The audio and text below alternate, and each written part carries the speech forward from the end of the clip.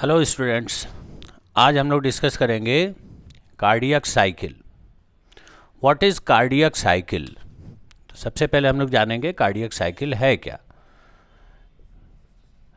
Cardiac cycle is sequential events occurring during one heart beat. ठीक है, यानी एक हार्ट बीट के दौरान हार्ट में जो जो इवेंट्स होते हैं एक क्रम में, एक सीक्वेंस में, उसी को क्या कहते हैं हम लोग? Cardiac cycle. देखिए, कार्डिया का मतलब क्या होता है, इसको जान लीजिए। कार्डिया का मतलब होता है हार्ट। तो कार्डियक साइकिल क्या हो गई? हार्ट की साइकिल। तो अब ज़रा देखिए, कार्डियक साइकिल जो है वो कंप्लीट होती है 0.8 सेकेंड में। 0.8 सेकेंड में एक कार्डियक साइकिल कंप्लीट होगी, यानी एक हार्ट बीट कब हम कहते हैं? एक सिस्टोल प्लस एक diastole. What is systole? Heart के कॉन्ट्रैक्शन फेज को कहा जाता है सिस्टोल, और हार्ट के डायलेशन को कहा जाता है डायस्टोल। यानी हार्ट के चैम्बर्स में जब कॉन्ट्रैक्शन होगा तो क्या कहेंगे? सिस्टोल।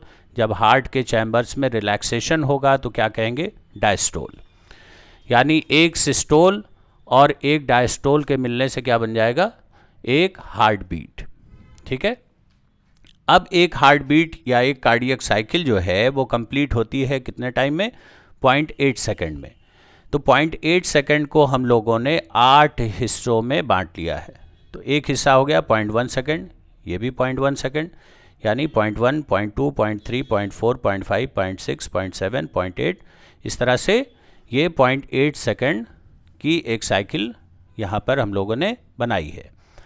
अब इसको ज़रा देखिए, बाहर की जो सर्कल है ये हम लोग इसको दिखा रहे हैं कि ये सिस्टोल का इवेंट, ये जो है वो एट्रिया का जो है वो इवेंट है। और भीतर की जो साइकिल है वो दर्शा रही है कि जो वेंट्रिकल्स हैं उसमें जो इवेंट्स होंगे, यानी एक सिस्टोल और एक डायस्टोल एट्रिया में, और एक सिस्टोल और एक डायस्टोल वेंट्रिकल्स में। तो सबसे पहले ज़रा देखिए, ये जो शेडेड पार्ट है ये किसको रिप्रेजेंट कर रहा है? एट्रियल सिस्टोल को। और इसमें कितना टाइम लग रहा है? 0.1 सेकेंड का। ठीक है, एट्रियल सिस्टोल, और उसके बाद ये टाइम यहाँ से लेकर के यहाँ तक कौन सा हो गया? ये हो गया एट्रियल डायस्टोल, जिसमें कितना टाइम लगेगा? 0.7 सेकेंड। ठीक है, अब ये भीतर वाले सर्कल को आप देखिए, ये जो शेडेड पार्ट है ये हो गया वेंट्रिकुलर सिस्टोल, इसमें कितना टाइम लगेगा? 0.3 सेकेंड। और फिर यहाँ से नॉन शेडेड पार्ट जो है वो रिप्रेजेंट कर रहा है किसको? वेंट्रिकुलर डायस्टोल को, इसमें कितना टाइम लगेगा? 0.5 सेकेंड। यानी ये जो 4 इवेंट्स हैं, यानी atrial systole, atrial diastole, ventricular systole and ventricular diastole, ये चारों इवेंट्स जो है वो कंप्लीट हो रहे हैं। कितना टाइम लग रहा है? 0.8 सेकेंड। और ये इवेंट जो है ना वो ओवरलैपिंग है। अब ज़रा देखिए, जिस वक्त एट्रियल सिस्टोल है उस वक्त अभी वेंट्रिकुलर डायस्टोल चल रहा है, और जब वेंट्रिकुलर सिस्टोल है उस दौरान एट्रियल डायस्टोल चल रहा है। और फिर यहाँ से देखिए, यहाँ से शुरुआत करिए और ये ऐसे घूमते हुए यहाँ तक आइए, तो यहाँ पर आप देखेंगे कि एट्रिया भी डायस्टोल में है और वेंट्रिकल्स भी डायस्टोल में है। तो यहाँ से लेकर के और यहाँ तक अगर आप देखें तो इसी को हम लोग क्या बोलते हैं? Joint diastole.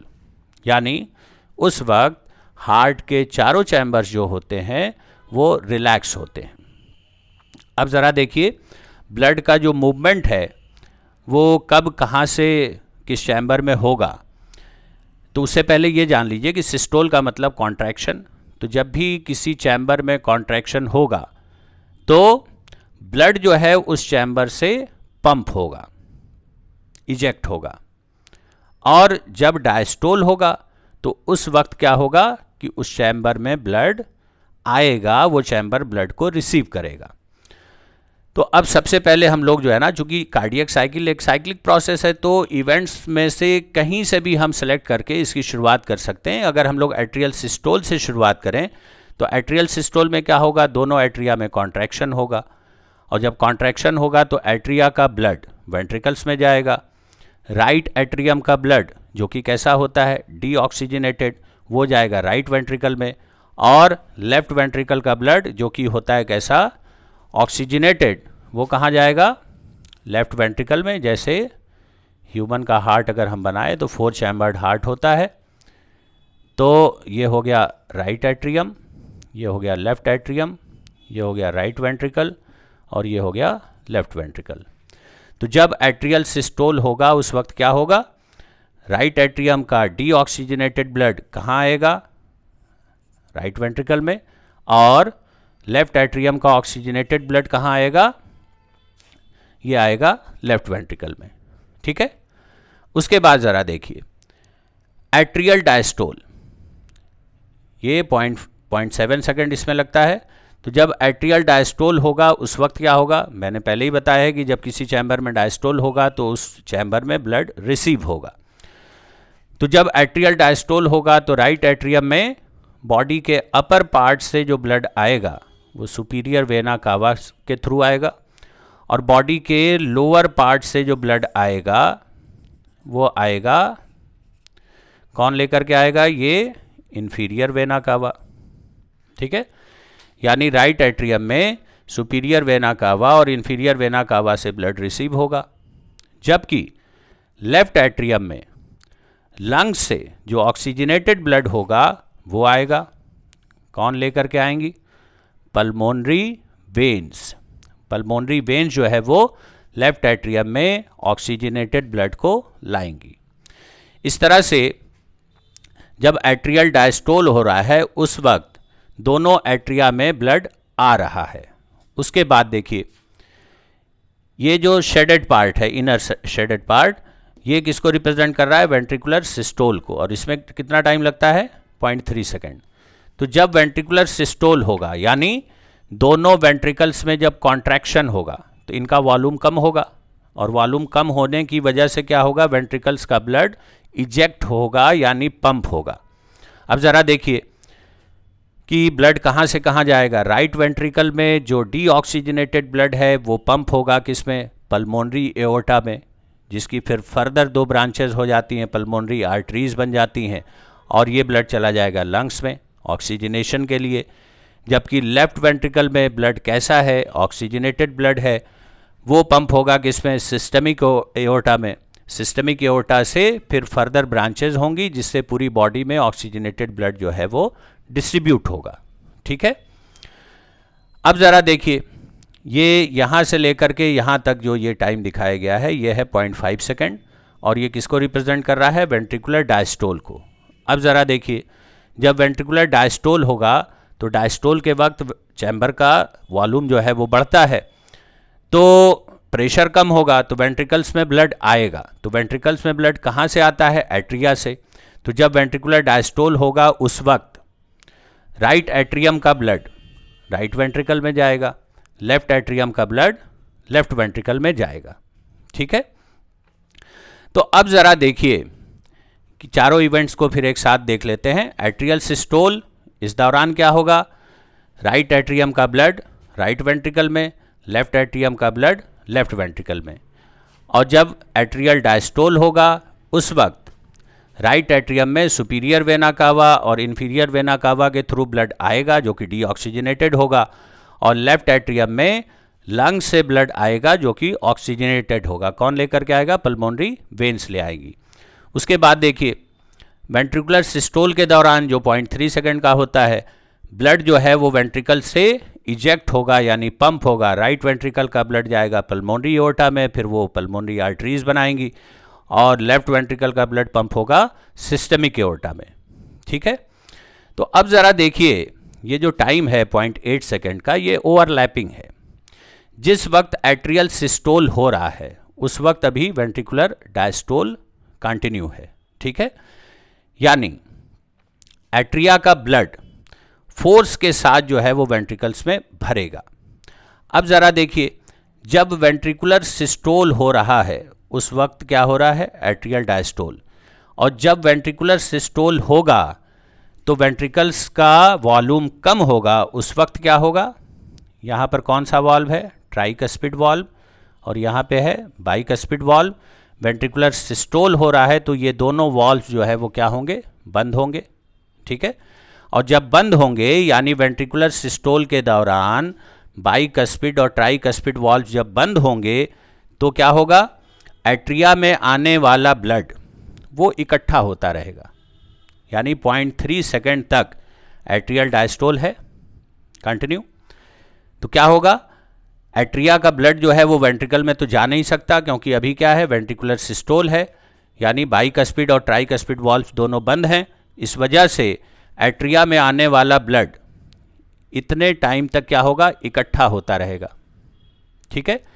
और जैसे ही, अब इस पॉइंट पर आइए ज़रा, जैसे ही वेंट्रिकुलर डायस्टोल की शुरुआत होगी वैसे ही ये दोनों वाल्व्स जो है ना, यानी ये हो गया ट्राइकस्पिड, ये हो गया बाइकस्पिड, दोनों वाल्व्स खुल जाएंगे।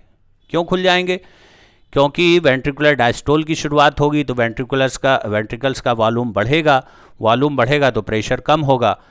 तो एट्रिया में 0.3 सेकेंड के दौरान जितना ब्लड इकट्ठा हुआ था वो फौरन जो है वो आ जाएगा कहाँ, वेंट्रिकल्स में, जिसकी वजह से जो वेंट्रिकल्स हैं उनका 1/3 जो है वो फौरन भर जाएगा, यानी eight the time of ventricular diastole, ठीक, 1/3 जो है वो फौरन भर जाएगा। कौन सा ब्लड ये है, जो 0.3 सेकेंड तक इकट्ठा होता रहा एट्रिया में। अब आगे देखिए ज़रा, अब जो है वो एट्रियल डायस्टोल तो अभी कंटिन्यू ही है, यानी एट्रिया में ब्लड तो अभी आ ही रहा है superior vena cava inferior vena cava से, और वेंट्रिकल्स में भी डायस्टोल है, यानी यहाँ से लेकर के और यहाँ तक अगर हम चलें तो क्या है, ज्वाइंट डायस्टोल। तो ज्वाइंट डायस्टोल के दौरान क्या होगा, पैसिवली जो है एट्रिया में आने वाला ब्लड, यानी सुपीरियर इंफीरियर वेना कावा से राइट एट्रियम में और पल्मोनरी वेन्स के थ्रू लेफ्ट एट्रियम में जो ब्लड आएगा ज्वाइंट डायस्टोल के दौरान, वो पैसिवली जो है वो फ्लो होकर के वेंट्रिकल्स में जाता रहेगा, क्योंकि एट्रिया भी डायस्टोल में है और वेंट्रिकल्स भी डायस्टोल में है। बात समझ में आई। तो इस दौरान यानी ये 1/3 जो हिस्सा है वेंट्रिकल्स का वो कब भरेगा, during joint diastole. Joint diastole के दौरान 1/3 हिस्सा जो है ना वो वेंट्रिकल्स का भर जाएगा। अब 1/3 हिस्सा भी बचा हुआ है और हम ज्वाइंट डायस्टोल में यहाँ तक पहुँच चुके हैं। अभी देखिए वेंट्रिकल्स में डायस्टोल बचा है 0.1 सेकेंड का, और इसी दौरान कौन सी घटना होगी, एट्रियल सिस्टोल, यानी अब एट्रिया में कॉन्ट्रैक्शन होगा तो एट्रिया का ब्लड प्रेशर के साथ वेंट्रिकल्स में भरेगा, और वेंट्रिकल्स जो है ना, जिसको आप कह सकते हैं कि बिल्कुल लबालब भर जाएंगी, यानी 1/3 जो है वो कब भरेगा, ड्यूरिंग एट्रियल सिस्टोल। अब ज़रा देखिए वेंट्रिकल जो है वो पूरे भर चुके हैं और हम किस पोजीशन पर हैं, यहाँ ये वाली जो लाइन है, यानी एट्रियल सिस्टोल कंप्लीट हो चुका है, एट्रियल डायस्टोल की शुरुआत होगी और साथ ही साथ इस पॉइंट से किसकी शुरुआत होगी, वेंट्रिकुलर सिस्टोल की। तो जब वेंट्रिकुलर सिस्टोल की अब शुरुआत होगी, हम इस पॉइंट पर हैं, वेंट्रिकुलर सिस्टोल की शुरुआत होगी तो क्या होगा, दोनों वेंट्रिकल्स में जब कॉन्ट्रैक्शन होगा तो ये ट्राइकस्पिड और ये बाइकस्पिड, ट्राइकस्पिड कहा क्यों जाता है इसको ऐसे समझिए, ये बाइकस्पिड वाल्व आप समझ सकते हैं, ये मेरी उंगलियों को आप मानिए कि ये कस्प है और ऊपर का हिस्सा आप मान लीजिए कि एट्रियम है और नीचे का हिस्सा वेंट्रिकल है, तो ये कस्प हो गए, ठीक है, ये कस्प। तो ब्लड तो बिल्कुल भरा हुआ है ऊपर तक और ये अभी मान लीजिए बाइकस्पिड है तो ये खुला हुआ है वॉल्व, लेकिन जैसे ही वेंट्रिकल्स में कॉन्ट्रैक्शन होगा तो ब्लड खुद ही इन कस्प को ढकेल करके ऐसे मिला देगा। ये कस्प मिल गए, बाइकस्पिड वॉल्व जो है वो बंद हो गया।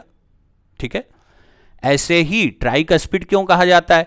क्योंकि उसमें 3 कस्प होते हैं। ये 2 कस्प आपको दिख रहे हैं, एक इधर से ऐसे बना लीजिए। तो जब ब्लड उनको ढकेलेगा 3 कस्प को, तो तीनों कस्प ऐसे आकर के मिल जाएंगे, जैसे 2 कस्प आकर के मिल जा रहे हैं। ठीक है, तो वेंट्रिकुलर सिस्टोल जैसे ही शुरू होगा वैसे ही क्या होगा, बाइकस्पिड और ट्राइकस्पिड वॉल्व्स दोनों बंद हो जाएंगे। और बाइकस्पिड और ट्राइकस्पिड वॉल्व्स बंद होने की वजह से हमें सुनाई देती है फर्स्ट हार्ट साउंड, यानी S1। बात समझ में आई? जैसे ही वेंट्रिकुलर सिस्टोल होगा ये दोनों वॉल्व्स जो है ना फौरन बंद होंगे, कोई डिले नहीं होगा। क्यों? क्योंकि ब्लड जो है वो वेंट्रिकल्स में बिल्कुल पूरी तरह से भरा हुआ है। तो जैसे ही इसका वॉल्यूम कम होगा ब्लड ऊपर भागना चाहेगा, यानी एट्रिया में, और ब्लड खुद ही बाइकस्पिड और ट्राइकस्पिड वॉल्व के जो कस्प हैं उनको ढकेल करके बंद कर देगा।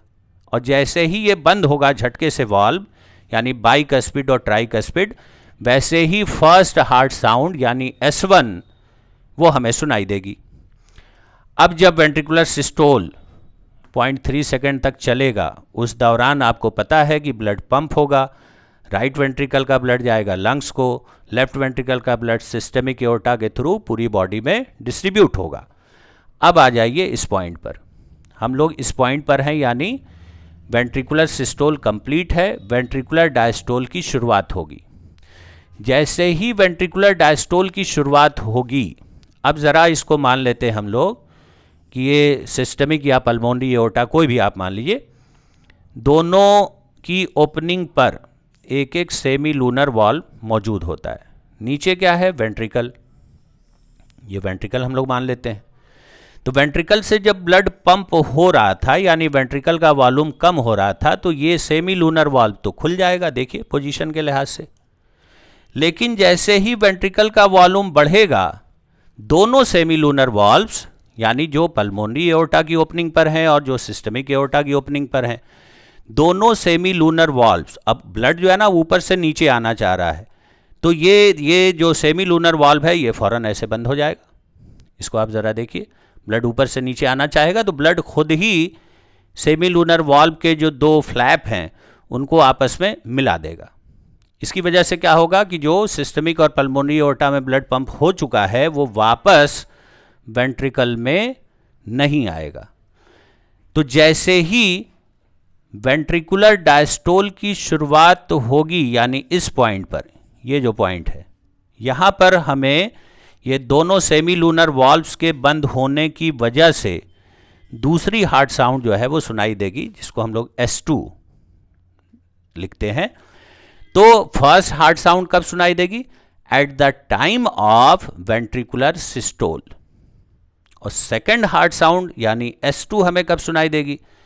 Eight the time of ventricular diastole. तो at the time of ventricular systole कौन कौन से वॉल्व्स बंद होंगे? बाइकस्पिड और ट्राइकस्पिड वॉल्व्स, दोनों को एक साथ हम लोग एट्रियो वेंट्रिकुलर वॉल्व कह देते हैं। और S2 यानी सेकेंड हार्ट साउंड कब हमें सुनाई देगी? जब दोनों सेमी लूनर वॉल्व्स यानी सिस्टमिक एओर्टा और पल्मोनरी एओर्टा इस पे मौजूद, यानी इनकी ओपनिंग पर जो मौजूद वॉल्व्स हैं सेमी लूनर वॉल्व्स, वो बंद होंगे, जिसकी वजह से सेकेंड हार्ट साउंड जो है वो हमें सुनाई देगी। यानी अगर आप देखिए फर्स्ट हार्ट साउंड यानी S1 और S2 के बीच गैप कितना है? S1 और S2 के बीच ये देखिए 0.1 सेकेंड, ये हो गया 0.2, 0.3, यानी 0.3 सेकेंड का गैप होगा S1 और S2 के बीच। और फिर S2 और S1 के बीच कितना गैप होगा? 0.5 सेकेंड। तो S1 जो हार्ट साउंड है उसको हम लोग लब बोल देते हैं, और जो सेकेंड हार्ट साउंड है उसको हम लोग डब बोल देते हैं। यानी लब और डब के बीच गैप कितना है? 0.3 सेकेंड का। और डब और लब के बीच कितना गैप है? 0.5 सेकेंड का। यानी अगर आप हार्ट साउंड सुनेंगे स्टेथोस्कोप की मदद से या फिर अपने कान को चेस्ट से लगा करके अगर सुनेंगे तो हार्ट साउंड सुनाई देगी। तो किस तरह से सुनाई देगी? लब और डब के बीच गैप कम होगा, डब और लब के बीच गैप ज़्यादा होगा। जैसे मैं अगर बोलूँ लब डब, लब डब, लब डब, लब डब, लब डब, लब डब, तो इस तरह से साउंड हमें सुनाई देगी। तो इसमें आपने गौर किया होगा कि लब और डब के बीच गैप कम है और फिर डब और लब के बीच गैप ज़्यादा है। ठीक है, तो अब ज़रा जो है ना एक बार फिर से वॉल्व्स को हम लोग देख लेते हैं। जब एट्रियल सिस्टोल है, ठीक है, एट्रियल सिस्टोल है, उस वक्त एट्रिया का ब्लड वेंट्रिकल्स में जाएगा, तो बाइकस्पिड और ट्राइकस्पिड वॉल्व्स खुले होंगे। और जब वेंट्रिकुलर सिस्टोल होगा उस वक्त क्या होगा? बाइकस्पिड और ट्राइकस्पिड वॉल्व्स बंद होंगे जबकि सेमीलूनर वॉल्व्स खुले होंगे। ठीक है, तो इस तरह से वॉल्व्स की पोजीशन भी आप देख सकते हैं। इसके अलावा वेंट्रिकल्स की फिलिंग जो है वो भी मैंने आपको बता दी। तो इस तरह से कार्डियक साइकिल के बारे में आज हम लोगों ने डिस्कस किया। नेक्स्ट जो वीडियो होगा उसमें कोई और टॉपिक हम लोग लेंगे और उसको डिस्कस करेंगे। Thank you.